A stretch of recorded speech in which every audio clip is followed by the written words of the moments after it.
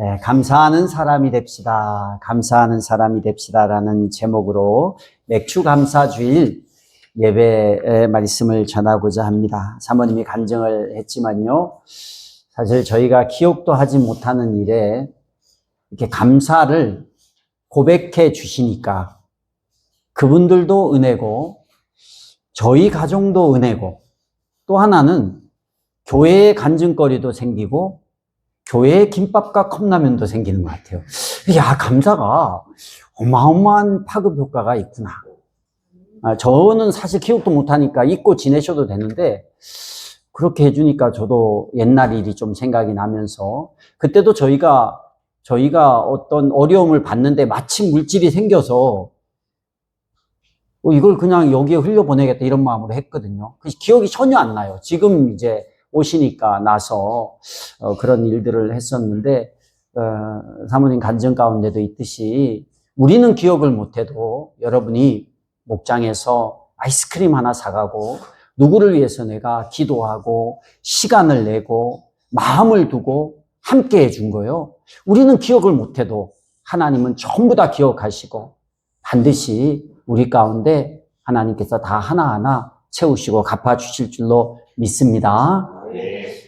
우리가 한 해에 딱 절반을 보냈습니다. 절반을 보내고 맞이하는 주일이 맥주 감사 주일입니다. 시간이 얼마나 빠른지요. 시간이 가는 게 이렇게 예전에 어른들이 야속하고 막 그렇다고 하는데 제가 늙어가나 봐요. 시간이 가는 게 얼마나 야속한지 몰라요. 엊그저께 1월 송구영 진예배 드리고 시작한 것 같은데 벌써 6개월이 지나고 이제 제 경험상 6개월이 지나면 남은 6개월이 폭풍같이 지나가더라고요. 금방 성경학교고 끝나면 금방 청년들 데리고 MT 갔다 오고 그러다 보면 또 9월달 뭐 추수감사절 준비하고 올해는 취임식까지 있고 이러다 보면 또 연말이야. 그럼 또 나이 1살 먹고 그래도 이 6개월을 큰 사고 없이 큰 어려움 없이 하나님께서 지켜주신 것 감사합니다. 마라톤 선수들이 달리기를 할 때 반환점을 돌 때 자기 페이스를 한번 점검해 본다고 합니다. 이대로 달릴지, 더 속도를 줄일지, 더 힘내서 갈지. 여러분, 오늘 이 시간이 우리의 신앙을 한번 점검해 보는 영적 반환점이 될 수 있기를 소망합니다. 6개월 동안에 베풀어 주신 하나님의 은혜를 헤아려 보는 시간, 또 6개월을 살아갈 영적인 에너지를 하나님이 주신 은혜를 기대하며 준비하는 시간이 오늘의 시간입니다. 맥주 감사 주일마다 설교를 뭐를 할까? 이전의 거는 빼고 우리 교회에서만 15년을 했으니 뭐 더 할 게 있겠어요. 15년 거 이제 돌려야 되는데 돌리기는 목사의 자존심이 허락하지를 않더라고요. 그래서 어떤 설교를 할까 묵상하다가 그래 맥주 감사 주일에 맞는 좀 우리가 하나님 앞에 하나님의 자녀로서 우리가 감사하는 그 습관, 감사의 본질적인 이유가 뭔지를 한번 살펴보고 하반기는 더 감사하는 일이 많았으면 좋겠다라는 그런 마음 가지고 오늘 말씀을 준비했습니다. 골로새서 말씀은 수요일에 얼마 전에 강해를 다 마친 말씀이기도 합니다. 그런데 오늘 말씀의 배경을 좀 먼저 보면 이렇습니다. 바울이 골로새 교회에게 전하는 말씀 중에 너희가 예수를 믿었으면 좀 다르게 살아야 된다. 이 이야기를 시작하는 말씀의 끝부분이에요. 그리고 이 이후에는 이제 실제적인 생활 지침을 말합니다. 그러니까 이게 뭐라 하면 서론 같은 얘기였어요. 그래서 2장 20절에 사실은 시작하거든요. 제가 읽어드릴게요. 여러분은 그리스도와 함께 죽어서 세상에 유치한 원리에서 떠났는데 어찌하여 아직도 이 세상에 속하여 사는 것과 같이 규정에 얽매여 있습니까? 이렇게 시작을 해요. 그래서 우리가 예수를 믿었으면 세상에서 세상의 가치관, 세상에서 살 때 가졌던 가치관에서 더 이상 얽매일 필요가 없는데 새로운 가치관, 새로운 세계관이 여러분에게 주어졌는데 여러분은 왜 여전히 과거와 같이 살고 있습니까? 이렇게 이야기하는 거예요. 그러면서 쭉 얘기합니다. 얘기를 쭉 하면서 3장 8절에 보면 8절부터 시작을 해요. 그전에는 이제 옛사람의 모습을 얘기하고 3장 8절부터 새 사람을 입은 자들이 세상에서 어떻게 살아야 하는지를 14절까지 얘기를 해요. 아, 그리스도인이 되면 너희가 이제 세상에서 이런 원리를 가지고 살아야 돼라고 14절까지를 얘기합니다. 그리고 그 말미에 15절에서 17절에 그리스도인이 된 이후에 그러면 하나님에 대해서 어떻게 해야 되는지를 보여주는 게 이 세 구절이에요. 그래서 오늘은 우리가 볼 게 우리가 그리스도인으로서 하나님께 어떤 모습으로 살아야 될까? 이게 핵심입니다. 어떤 모습일까? 15절, 16절, 17절에 보면요. 동일하게 나오는 단어가 있어요. 그 단어가 뭐냐면 뭘까요? 감사라는 거예요. 마지막 17절에 보면 어때요? 하나님 아버지께 감사를 드리십시오. 그래서 14절까지 우리가 세상에서 이런 원리로 사세요, 이런 사람이 되세요 하고는 그러면 하나님께 어떻게 해야 되냐? 너희는 그리스도인이 되었으면 하나님께 감사하는 자로 살아라. 여러분, 우리 하나님께 감사할 수 있는 저와 여러분이 되기를 주의 이름으로 축복합니다. 그러면 감사하는 사람이 어떻게 될까? 그걸 이제 한 절 한 절 한번 살펴보도록 하겠는데요. 우리 15절을 다시 한번 읽어보도록 하겠습니다. 뜻을 생각하면서 한번 읽어볼게요. 시작. 그리스도의 평화가 여러분의 마음을 지배하게 하십시오. 이 평화를 누리도록 여러분은 부르심을 받아 한 몸이 되었습니다. 또 여러분은 감사하는 사람이 되십시오. 감사, 16절에도 감사, 17절에도 감사를 드리십시오라고 하면서 그 서두에 뭐라고 얘기를 하냐면 그리스도의 평화가 우리의 마음을, 여러분의 마음을 지배하게 하라는 거예요. 이게 무슨 말일까? 지배하게 하다, 이 그 단어의 원어를 한번 살펴보니까 원어의 의미가 뭐냐면 심판이라는 의미가 있더라고요. 이 심판은 뭐 우리를 심판하다 이런 의미가 아니라 뭐죠? 경기, 축구 경기 이런 거 할 때 심판하는 레프리의 역할을 한다라는 거예요. 그리스도의 평화가 우리의 마음에 레프리가 되어야 된다라는 거예요. 우리의 마음을 지배한다라는 게 그런 의미입니다. 그러니까 기준이에요. 내 감정이나 내 삶의 환경이 나에게 어떤 기준이 되는 게 아니라 그리스도의 평화가 내 삶의 기준이 되어야 된다라고 이 구절이 이야기를 하고 있습니다. 이게 무슨 얘기냐면 여러분 보통 감사한다라는 것을 의미할 때 어떨 때 감사해요? 기분 좋을 때, 또 환경이 뭔가 좋은 일이 생겼을 때, 이럴 때 우리가 보통 감사를 표현합니다. 아팠을 때 하나님께서 치유해 주시면 감사한 거죠. 그다음 뭐 자녀들, 우리 승리 오늘도 왔네. 승리 고생했다. 승리 주원이 고3인데 기도 얼마나 합니까? 매일 저녁마다 기도해요. 하나님 프로를 데려가시려면 좋은 데 데려가시고 아니면 대학을 정말 좋은 데로 가게 해달라고 우리 승리를 기도하고 주원이도 취업을 되려면 진짜 공기업 같은데 좋은 데 되도록 해주고 아니면 또 지가 원하는 대학에 가게 해달라고 뜻이 어디 있는지 모르지만 우리가 그렇게 기도를 해요. 그런데 글쎄 이게 그대로 응답이 되는 거예요. 얼마나 좋아요. 승리가 SSG에 2라운드에 지명이 됐다고요. 1라운드는 좀 그래도 웃는 거 봐라. 생각만 해도 얼마나 기분이 좋아요. 우리가 기분이 좋으면 아마 승리가 감사원금 하겠지, 그지? 계약금 중에 좀 많이 해라. 하여도 하죠. 왜냐면 기분이 좋으니까 한단 말이에요. 우리 기분. 여러분 로또를 샀는데 로또가 당첨이 됐어. 한 20억짜리. 생각만 해도 좋지 않아요? 환경이 막 이제 바뀌는 거야. 이제 차도 바꾸고 집도 사고. 그것도 하나님 앞에 감사한금 하죠. 기분이. 근데 뭐가 잘 안 돼서 내가 기분이 정말 나빠. 어려움이 생겨버렸어요. 문제가 생겨버렸어요. 이 교회에 사람들이 많다 보니 좋은 일도 많지만 이 사람 괜찮아요. 또 이 사람 어려움 생기고 이 사람 괜찮죠. 이런 어려움 생기고 목사님 그냥 계속 기도하고 그런데 그런 상황이 어려워지면 상황이 어려워졌을 때 여러분 혹시 저에게 이런 어려운 상황을 주셔서 감사합니다라고 감사한금 해보셨나요? 그러니까 우리가 상황이 어려우고 환경이 어려워지면 하나님 앞에 감사하기가 어려워져요. 그래서 가만 보면 우리 마음의 심판은 우리 마음의 기준은, 감사의 기준은 어찌 보면 나의 기분이나 나의 환경이 레프리가 되어 있을 때가 많이 있다라는 거예요. 근데 오늘 말씀에는요, 그리스도의 평화가 기준이 되라는 거예요. 그게 감정이 아니에요. 환경이 아니에요. 그리스도의 평화 때문에 우리는 감사의 기준은 그리스도의 평화라는 거예요. 그리스도의 평화가 뭘까요? 그럼 그걸 알아봐야겠죠. 여기서 말하는 평화는 단순히 평안한 상태, 삶에 문제가 없는 상태를 말하는 게 아닙니다. 이 그리스도의 평화라는 것은 관계의 회복에서 오는 평화라는 거예요. 그래서 성경에서 말하는 그리스도의 평화는 하나님과 나 사이에 막힌담이 허물어져서, 원래 우리는 하나님과 어떤 자였어요? 원수된 자였다란 말이에요. 관계가 끊어졌습니다. 그런데 하나님과 우리가 막혀있는 담이 허물어지고 내가 그분의 사랑 안에 안전하게 거하고 있다라는 확신, 조금 더 쉽게 얘기하면 구원의 확신.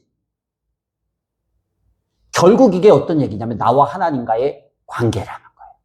그리스도의 평화는요, 나와 하나님과의 관계. 이게 우리의 모든 마음을 지배하게 하라는 거예요. 그러면 우리가 감사하는 자가 될 수 있다는 거예요. 이걸 제가 잘 몰랐을 때는 예전에 우리 신앙의 선배들이 그런 얘기를 하더라고요. 감사를 못하면, 은혜가 있으면 감사할 수 있다고. 그런 얘기 혹시 들어봤나요? 은혜가 있으면 감사한데 은혜가 없으면 뭐가 나와요? 불평이 나오는 거예요. 은혜가 없으면요, 감사의 기준이 나의 감정과 환경이 되어버려요. 그러니 내가 환경이 좋아지면 감사하고 환경이 나쁘면 불평하는 거예요. 내 기분이, 내 감정이 좋으면 감사하고 내 기분이 속상하면 어떠한 일이 있어도 감사할 수 없는 거예요. 그냥 기분 나쁜 거예요. 그게 은혜가 없을 때 감사보다 불평이 나오는 거예요. 은혜가 있다라는 말은 어떤 말이에요? 나와 하나님과의 소통이 계속 이루어지고 있다라는 거예요.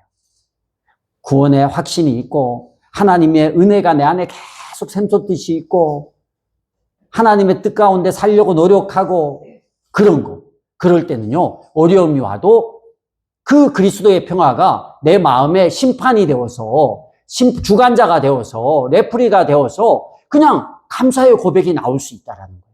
제가 생명의 삶을 해보니까 우리 이번 생명의 삶 15기 기수들이 애프터 모임을 해야 되는데 기수들을 보니까 이 사람들이 생명의 삶을 일주일에 한 번씩 말씀을 나누고 은혜를 나눌 때는요, 감사가 넘쳐가고 힘이 있는 것 같아요. 영적인 힘이.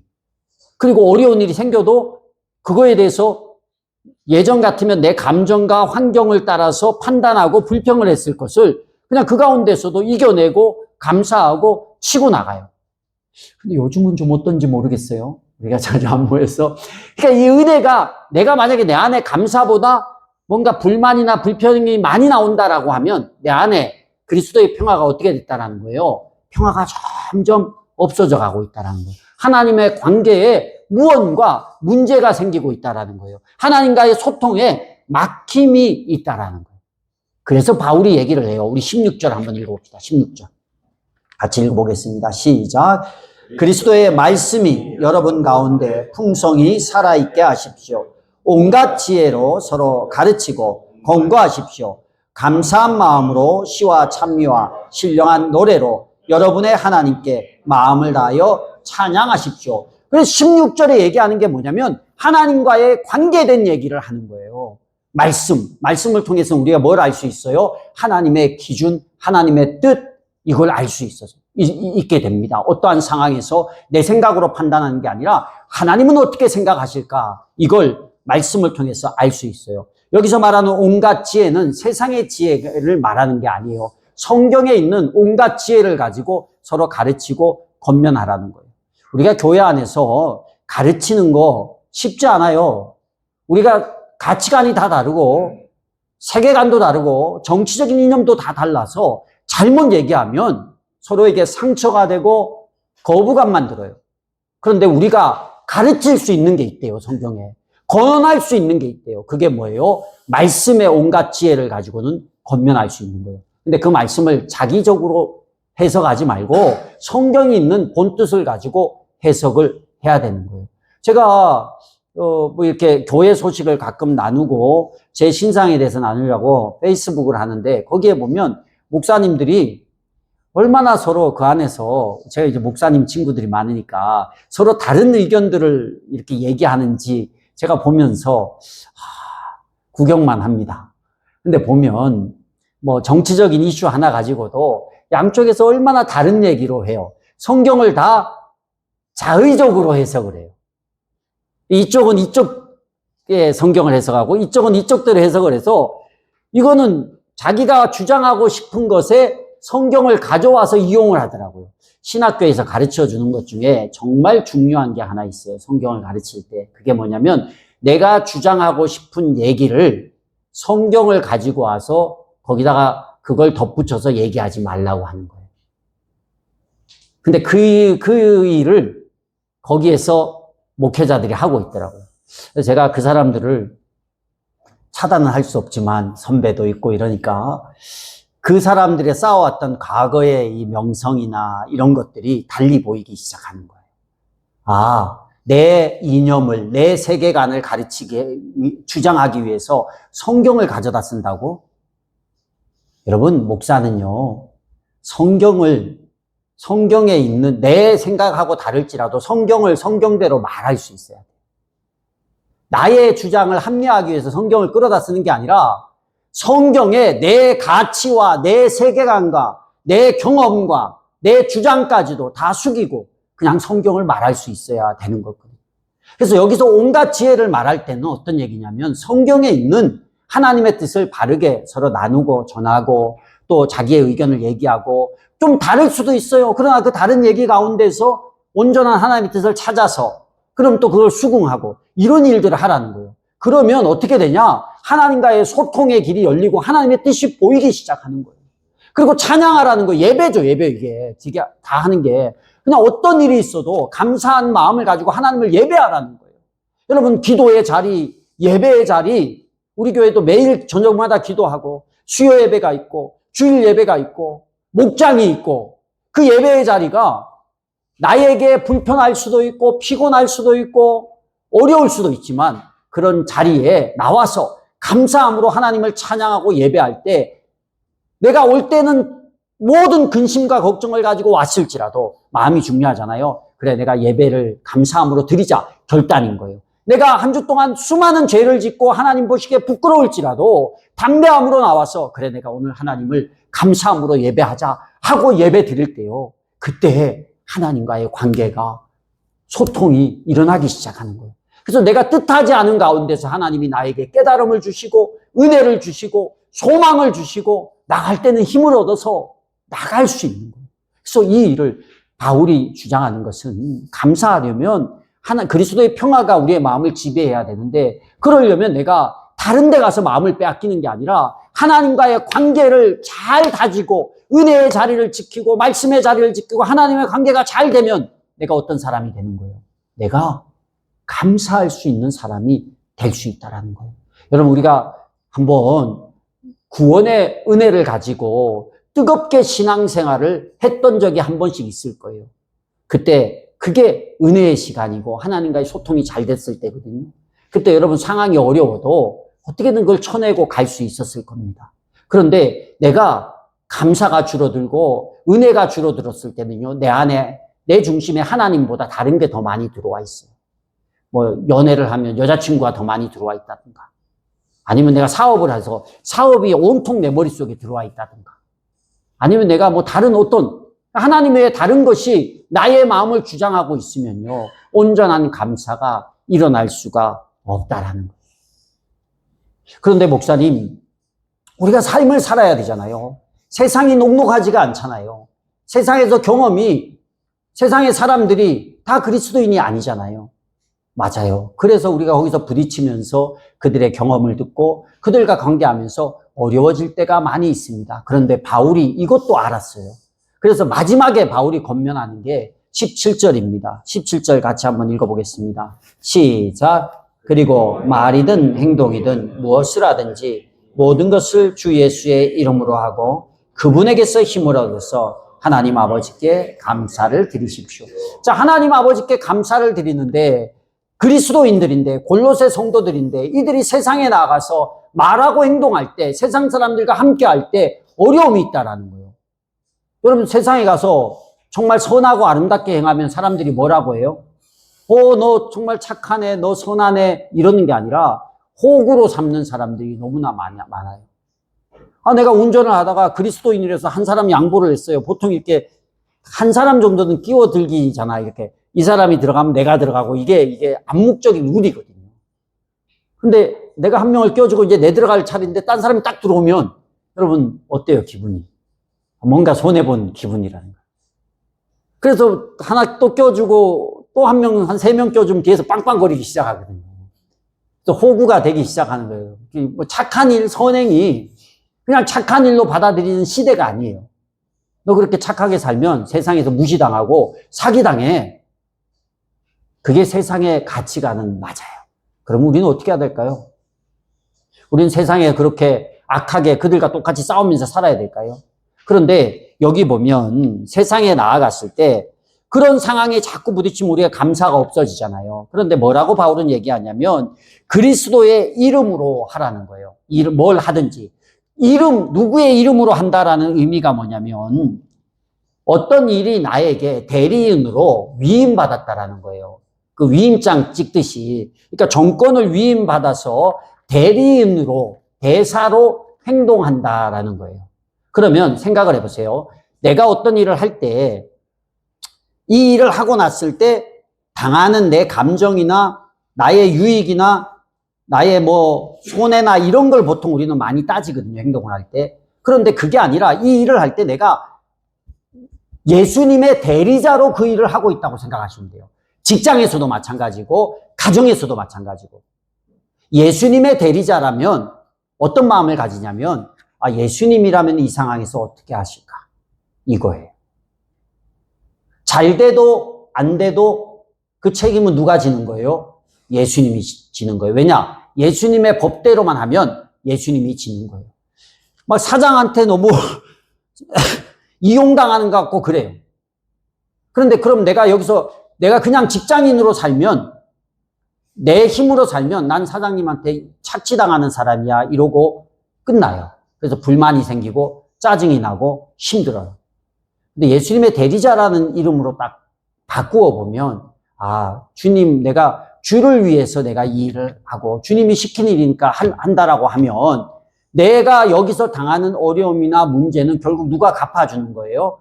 나의 손해나 문제는 예수님께서 알고 있고 갚아준다라는 거예요. 그래서 그 생각이 없으면 그건 나를 위해 사는 거고 그 똑같은 일을 하더라도 그런 생각을 갖는 거예요. 사장한테 불만을 갖고 오너한테 불만을 갖고만 하는 게 아니라 내게 주어진 일을 주님이 내게 맡긴 일이라고 생각을 하고 충성되게 열심히 하면 되는 거예요. 사장이 인정을 해주든 안 해주든. 그리고 나중에 그만두려도 나는 거기서 떳떳하게 주님의 이름으로 최선을 다한 거예요. 가정에서도 마찬가지입니다. 부모의 입장이 되었을 때 자녀를, 내 아이, 가정을 내 마음대로 하는 게 아니에요.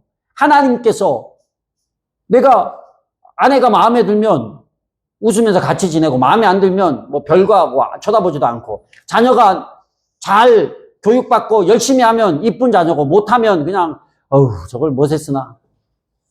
자녀가 나를 인정해주면 나는 좋은 아빠, 힘있는 아빠고 인정 안 해주면 짜증내고 자녀한테 해줄 거 안 해주고. 그게 아니라 하나님께서 나를 한 아내의, 한 남편의 배우자로 세워주시고 자녀에게 부모라는 역할을 주셨으면 내가 이 가정을 통해서 뭐가 되고 안 되고 기쁨이 있고 없고가 아니라 하나님의 대리자로서 성경이 말하는 가정을 이루기 위해서 최선을 다하는 거예요. 최선을 다하는 거예요. 이혼하지 마라. 약속이 있으면 그냥 지켜나가는 거예요. 그럴 때 하나님께서 그 사람이 너 내 대리자로 열심히 했구나. 그럼 감사가 어디서 나와요? 세상은 그냥 그것이 결과가 좋을 때 감사하지만 우리는 예수의 이름으로 이 일을 잘했을 때 감사한 거예요. 결과하고는 상관없는 거예요. 삶에서 그런 거예요. 그리고 또 어떻게 해요? 뒤에 더 은혜되는 말씀이 있어요. 그분에게서 힘을 얻어서 하라는 거예요. 그분은 예수 그리스도입니다. 이게 내 능력이 아니라 예수의 권세를 힘입어서 세상 가운데 살아가라는 거예요. 여러분, 우리는 큰 능력이 없어요. 제가 ESTJ예요. ESTJ가 뭐냐면 그냥 눈에 보이고 내가 계획하고 내가 주도하고 그리고 현실적인 문제를 해결해 가고 이런 성향이거든요. 이런 성향이 예수 믿기가 되게 어렵다 하더라고요.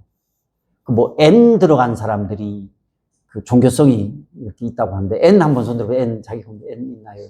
N이고 우리 교회 N이 N인 분이 그나마 이렇게 MBTI 안 하시는 분도 있으니까 이런 미래지향적이고 뭐 몽상가적인 기질도 있고 이래서 그 절대자에 대한 그런 것도 잘 받아들인다는데 S 있는 사람은요 굉장히 현실적이라서 하나님의 존재, 신의 존재에 대해서 별로 이렇게 받아들이기가 쉽지 않다고 하더라고요. 근데 주의 은혜로 저는 예수를 믿었어요. 그리고 아주 예수님을 저는 너무 신뢰하고 그 예수님이 늘 함께 하는 것 같아요. 얼마나 감사한지 몰라요. 그런데 이렇다 보니까 이게 현실적인 문제를 잘 해결하지 못하는 사람이 어떻게 보이겠어요? 제가 그렇게 본다는 건 아니고 옛날에 지금은 옛날에 현실적인 문제조차 잘 이렇게 탁탁 못하는 사람을 바라보면 저걸 이렇게 하면 될 텐데 저걸 왜 못하지? 그리고 또 이래요. 그분이 그렇게 나갔을 때 결과가 어떻게 될지가 보이는 거예요. 계산적으로. 이분 이렇게 하면 이렇게 될 텐데 이렇게 하면 안 되는데. 그래가지고 제가 예전에는요. 청년들 있으면 모아놓고 막 얘기했거든요. 이렇게 하라고 저렇게 하라고. 근데 제가 하나님 앞에 한 방 탁 맞은 게 있어요. 80살의 모세도 양치는 모세도 이름 없는 땅에서 광야 가운데서 양치기 하고 있는 그 모세도 하나님께서 잡아서 탁 쓰니까요. 300만 명을 이끄는 지도자로 세워버리잖아요.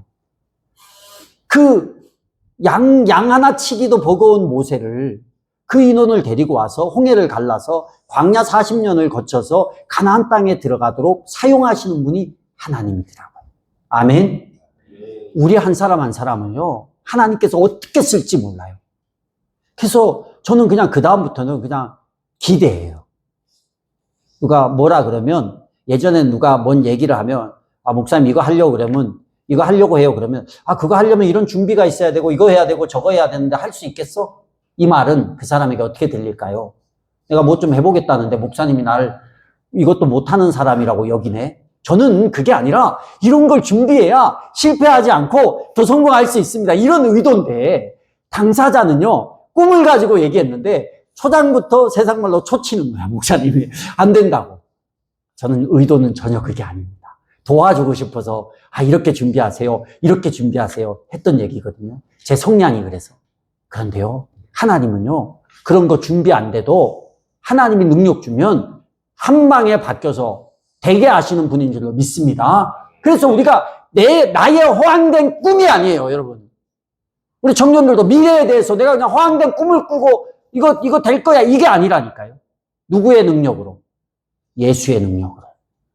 잘 되든 안 되든 그 일에 하나님께서 능력 주세요. 하나님 능력 주시면 내가 할 것이고 하나님께서 능력 주지 않고 허락하지 않으면 못하는 거잖아요. 그래서 내가 내 힘이 아니라 하나님의 힘을 힘입어 하면 우리 입에서 결과가 좋을 때 어떤 말이 나올까요? 하나님이 하셨습니다. 하나님 감사합니다. 이 이야기가 나오는 거예요. 그래서 사도 바울이 우리가 감사한 사람이 되기 위해서 여러분은 우리의 감정이나 우리의 환경을 바라보고 이게 좋으면 감사하고 이게 안 좋으면 불평했다 그러면 완전히 패러다임을 전환시키는 거예요. 그게 아니야. 우리의 마음의 문제고 그 마음은 하나님과의 관계에서 결정되는 거야. 그래서 우리가 감사할 수 있으려면 어떤 자리를 찾아가야 돼요? 하나님 만나는 자리를 찾아가야 돼요. 내 인생에 하나님 만나는 자리가 많아지고 깊어질수록 감사가 넘쳐나고 하나님 만나는 자리가 작아지고 얕아질수록 불평이 많이 나오는 거예요.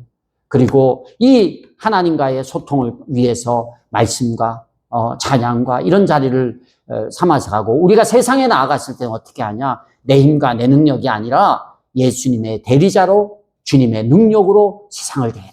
그러면 너희가 하나님께 감사를 돌릴 수 있을 것이다. 우리 여러분 남은 하반기는 이 골로새서 말씀을 생각하면서 하나님께 감사하고 또 하나님과의 관계를 더 깊게 더 자주 가질 수 있는 저와 여러분이 될 수 있기를 주의 이름으로 축복합니다.